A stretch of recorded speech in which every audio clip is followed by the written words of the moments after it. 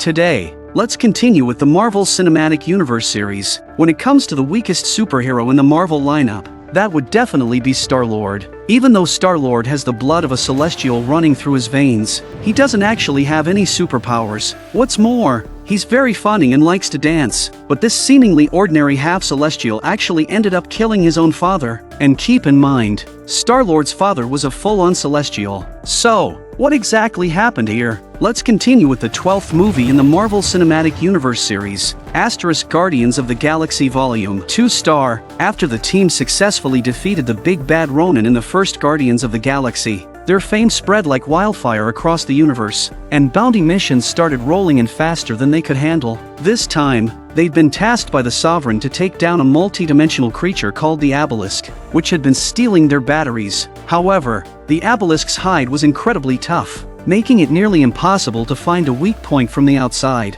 Seeing this, Drax the Destroyer came up with a bold plan using his insane leaping ability. He dove straight into the Abelisk's stomach, intending to destroy it from the inside. What is he doing? Star-Lord, dumbfounded, pointed out that he had already spotted a tiny crack under the Abelisk's chin. There was no need to go inside the creature. If they couldn't break through from the outside, why would they be able to from the inside? So, he teamed up with Rocket to distract the Abelisk and make it lift its head, while Gamora took advantage of the moment to slice the creature open with her sharp blade, delivering the killing blow through the crack.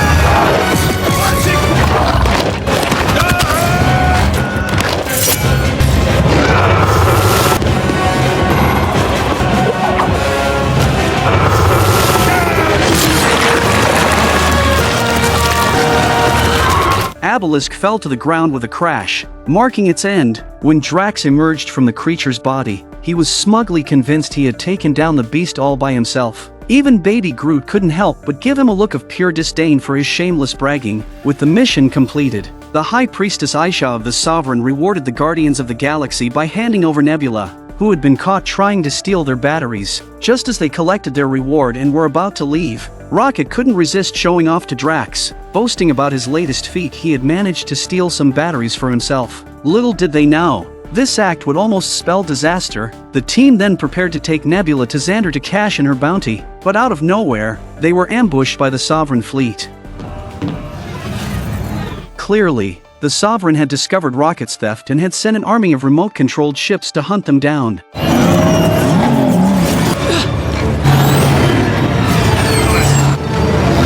I didn't realize.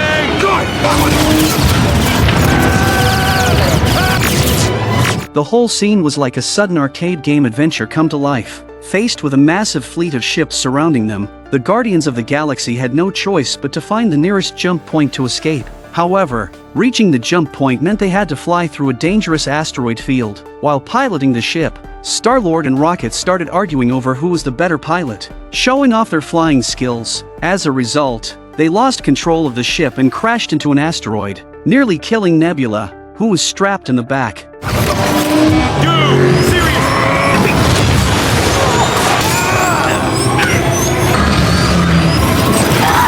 Luckily, they managed to regain control of the ship just in time, but one ship continued to chase them. Without a second thought, Drax suited up in a spacesuit, jumped out of the ship, and blasted the pursuing ship to pieces with a gun, showcasing his bravery and fearless courage. Yet, the danger was far from over. In the blink of an eye, hundreds more ships had them surrounded. Just when all hope seemed lost, a powerful energy beam suddenly descended from the sky, instantly obliterating the entire Sovereign fleet.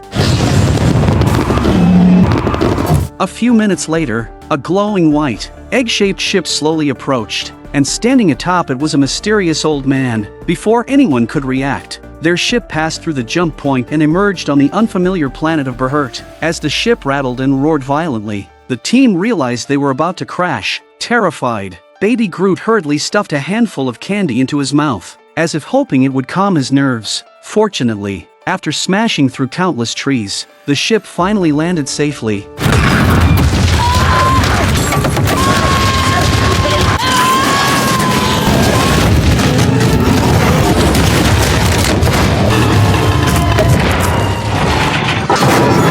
But as soon as they stepped out of the ship, They began arguing fiercely, their tempers flaring from all the previous misunderstandings and mishaps. At that moment, the white egg-shaped ship that had saved them slowly descended before them. The old man stepped out of the egg and introduced himself as Ego, claiming to be Star-Lord's father. My name is Ego,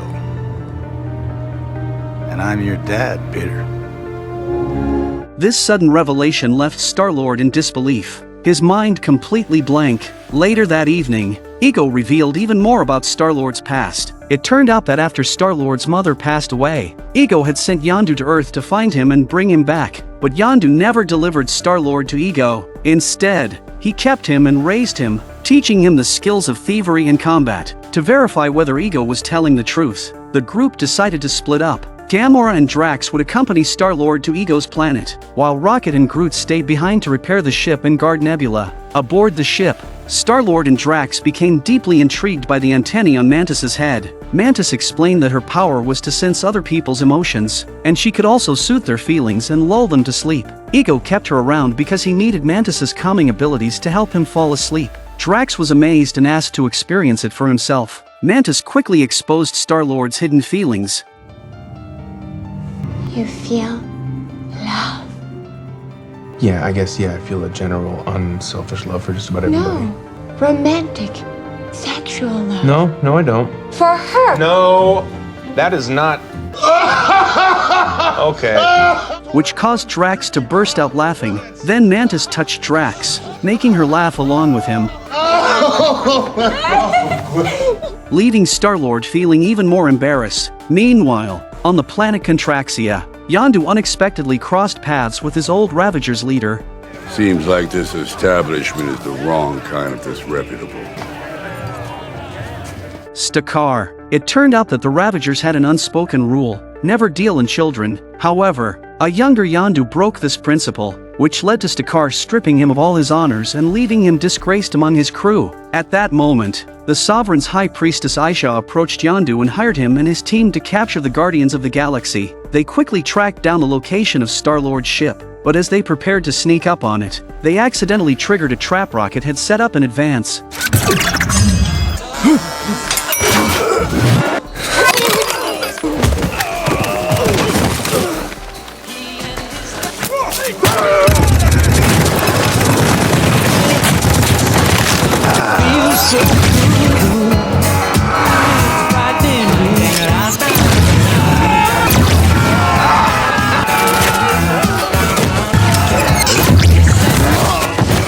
Seeing this, Rocket installed a router in everyone's heads, forcing them all to connect and become his playthings. After easily dispatching the first wave of enemies. Are you? So tough now, without all your toys.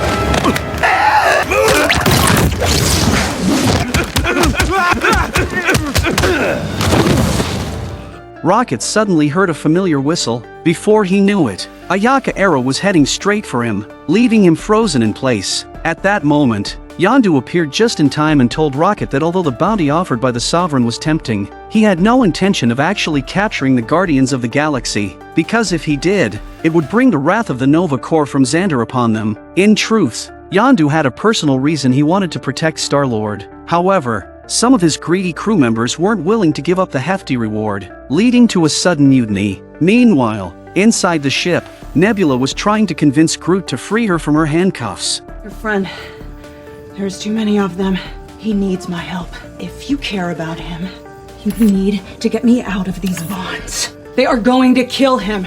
Just then, Yondu's mechanical fins suddenly exploded. The attacker was none other than the escaped Nebula. Immediately after, she electrocuted Rocket, knocking him unconscious. With Yondu incapacitated, his mutinous crew member Taserface seized the chance to overthrow him and declared himself the new captain. He ruthlessly killed the remaining loyalists who refused to betray Yondu by throwing them out of the ship. Nebula demanded a spaceship and prepared to go to Ego's planet to kill Gamora. Rocket and Yondu were imprisoned, while Groot became the plaything of the despicable crew, subjected to their torment and ridicule. Meanwhile, on Ego's planet, Star-Lord and the others embarked on a thrilling journey of discovering his true parentage. They traveled through the vast cosmos aboard a ship controlled by Ego, eventually arriving at his grand and magnificent palace. Here, Ego revealed his true identity to them. He claimed to be a Celestial, who began as a mere consciousness, something like a brain. After hundreds of years of evolution and self-perfection, he gradually learned to manipulate the molecules around him,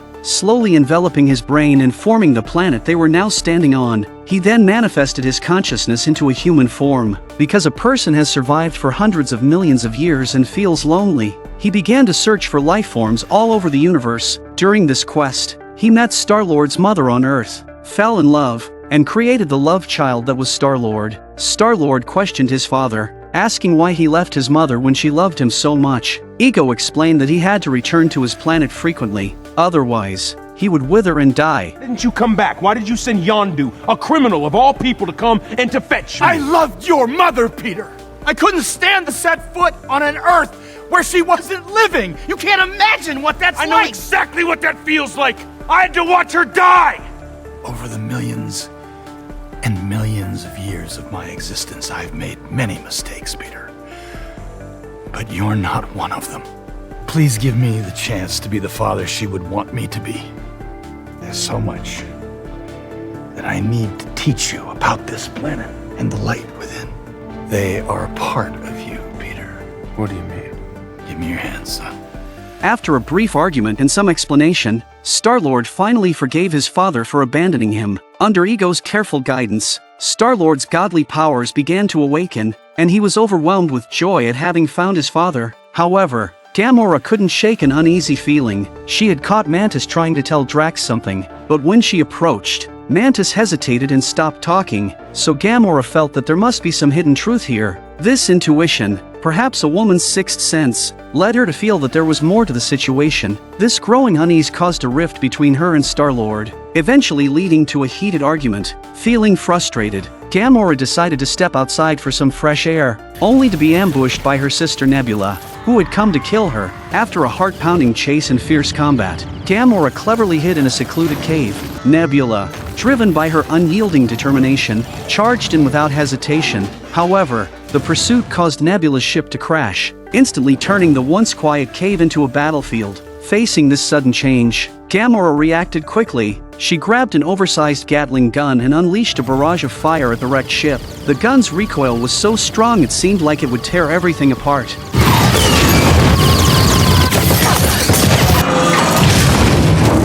As the ship was about to explode, Gamora noticed that Nebula's leg was trapped, preventing her from escaping. Despite the deep rift and bitterness between them, Gamora's sisterly instincts kicked in. Without a second thought, she saved Nebula from the wreckage. This life-saving moment seemed to shift the dynamic between the sisters. They began to understand the jealousy and resentment that had grown between them over the years, fueled by Thanos' favoritism. At that moment, reconciliation seemed possible. Nebula's hatred for Gamora stemmed from Thanos always favoring her sister. Every time Nebula lost a competition, she suffered physical pain as Thanos replaced parts of her body with machinery. Nebula couldn't understand why Gamora never showed her any compassion and only cared about winning. Hearing her sister's pain, Gamora realized her own mistakes. The long-standing grudge between the two sisters finally began to dissolve. As they searched for a way out, they stumbled upon a horrifying sight. Piles of bones stacked high like mountains. It was clear that Ego wasn't as benevolent as he appeared. Meanwhile, on the other side of the universe aboard Yondu's ship,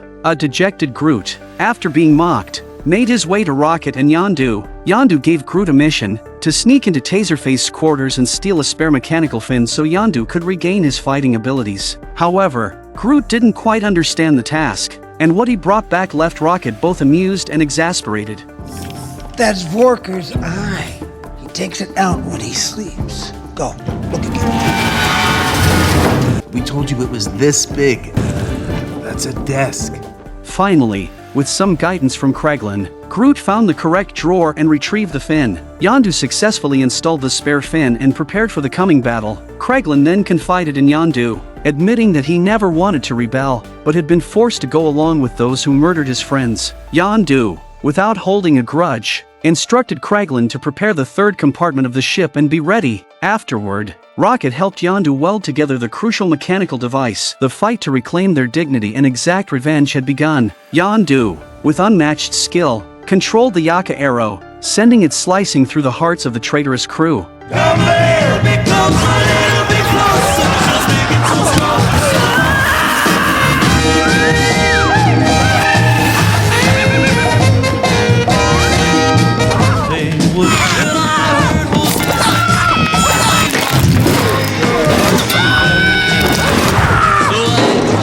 After destroying the enemy ship, they piloted the ship and set off to find Star-Lord. Rocket learned from Yondu that Ego was far from a good guy, and they needed to find Star-Lord as quickly as possible to stop Ego's plan. In his haste, Rocket activated the space jump without realizing that it required over 700 consecutive jumps to reach Star-Lord. Such rapid jumps would push their bodies to their absolute limits. Throughout the grueling series of jumps, both Yondu and Rocket had to endure extreme physical strain while remaining vigilant for any danger that might arise. As they passed by a planet, they saw an astronaut teaching aliens the secrets of flirting, adding a touch of lightheartedness and humor to their tense journey. Finally, they arrived in orbit above Ego's planet. The violent turbulence made Groot so nauseous that he threw up branches. At this point, Ego stopped hiding his true intentions. He confessed his ambition to Star-Lord, to expand his presence across the entire universe and gain control of every planet. Such a massive undertaking required enormous energy, far more than his celestial powers alone could provide.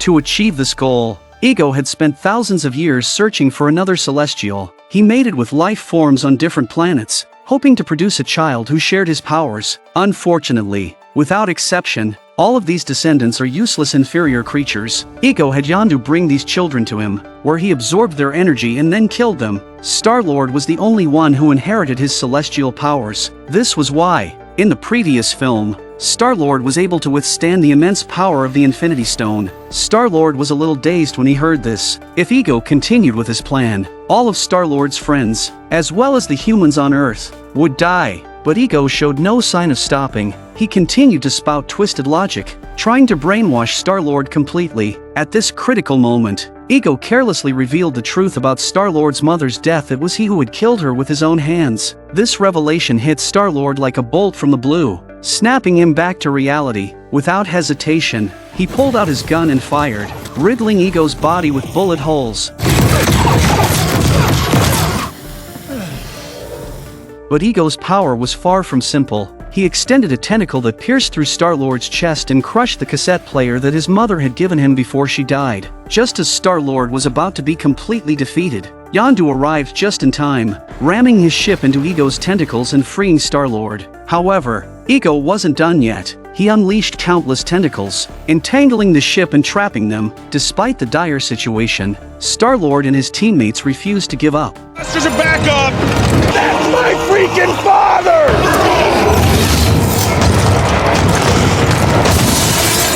We should be going up! We can't! Ego wants to eradicate the universe as we know it. We have to kill it. Rocket! Got it!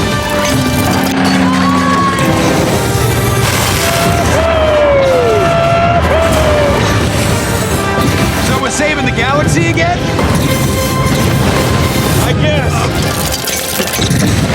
They decided to dive into the planet's core to destroy Ego's consciousness, eliminating the threat once and for all. However, Ego's core was protected by an impenetrable shell, resistant even to laser attacks. At this critical moment, the Sovereign's fleet arrived as well, having chased Star-Lord and his team across half the universe in pursuit of them. Rocket, using the batteries he had stolen, built a C4 bomb and entrusted Groot with the task of delivering it to Ego's consciousness. Although Groot usually seemed a bit clumsy, in this crucial moment, he displayed incredible courage and determination, successfully activating the bomb's countdown. But the ship's thrusters were destroyed by the Sovereign fleet. To solve this, Nebula connected the ship's weapons system to her own arm, using it as a makeshift booster. With a spectacular 360-degree laser attack, they successfully wiped out the entire Sovereign fleet.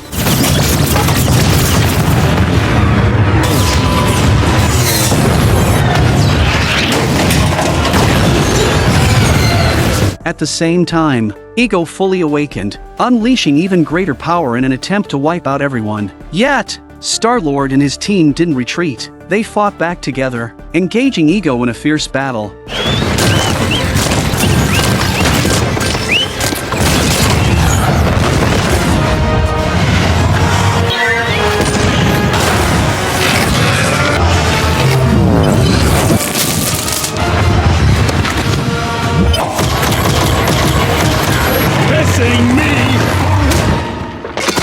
Even Yondu, skilled as he was, couldn't withstand Ego's relentless assault. He was eventually pinned beneath the rocks, and his Yaka arrow was snapped in two. Seeing his teammates in grave danger, Star-Lord suddenly tapped into his potential, reversing the flow of Ego's energy and using it against him. I don't use my head to fly the arrows, boy!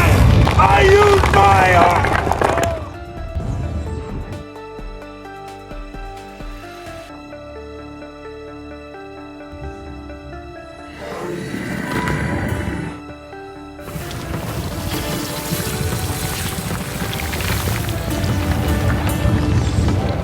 You shouldn't have killed my mom and squished my Walkman. Transformed into a raging warrior, Star-Lord launched a wild attack on Ego, while the rest of the team returned to the ship. Rocket anxiously told Yondu that the place was about to explode and they needed to leave immediately, but Yondu firmly insisted that he would stay behind and wait for Star-Lord. With no other option, Rocket handed Yondu a flight suit and a space breather. As Star-Lord and Ego fought to a standstill, the bomb's countdown reached its final moments. We need to stop it! We need to stop it! Stop!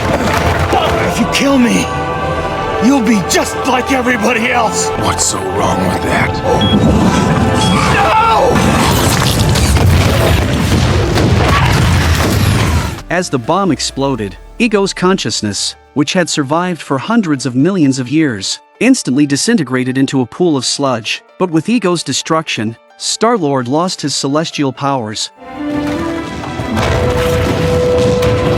At that moment, the planet also began to explode. In the nick of time, Yondu heroically grabbed Star-Lord and soared into the sky. With deep affection, Yondu confessed to Star-Lord. But he wasn't your daddy. I'm sorry I didn't do none of it right. I'm damn lucky you were. Telling him he was sorry for not being the father he should have been, but that he was proud to have him as a son. After saying those words, Yondu put the only spacesuit on Star-Lord, while he himself was left in the vastness of space, where he perished due to lack of oxygen. At this moment, Star-Lord suddenly realized that the fatherly love he had been looking for with all his strength was actually right next to him. It was Rocket who shared Yondu's brave sacrifice with his old Ravager's friends. In the end, Yondu not only earned their forgiveness but was also honored with the most grandiose Ravager's funeral. Didn't let us down after all, Captain. No, he did not, son.